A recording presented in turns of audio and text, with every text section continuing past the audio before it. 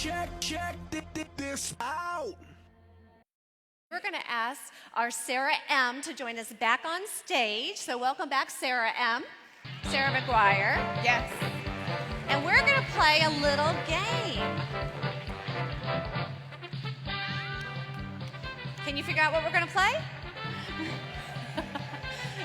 Yes, we are excited to play not just only Family Feud, but we're going to call it the Sarah Feud. Yes. And I'm going to pose a question that we have gone out to our consultants, and we have our top 4 answers. Okay, put your hands down by your side. So the question is, what objection to starting a pampered chef business do you hear the most? All right, it's Sarah M.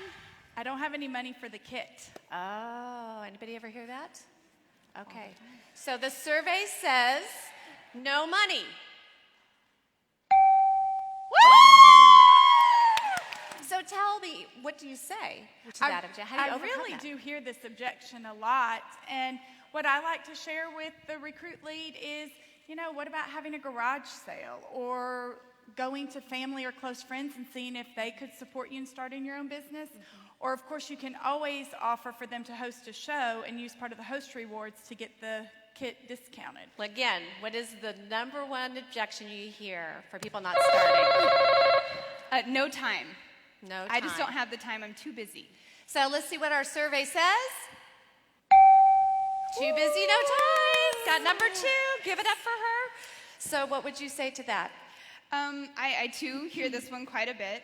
And I actually start by asking people how much time they think it's going to take, because it's usually not quite as much as they think it might take. They think it takes hours upon hours, to run your Pampered Chef business. And I really just remind people, that it doesn't have to be that, and it can be whatever you want it to be. And I also remind them that I started my Pampered Chef business when I had a full-time job, so it's totally doable to do both. That's great. That's a fantastic way to relieve that. Well, of course, we have to reveal the last 2. Don't you want to see them? Yeah. All right, so absolutely. let's show me number 3. No experience. I can never do what you do. Do you guys see that? I can never do what you do, right? So how would you respond to that?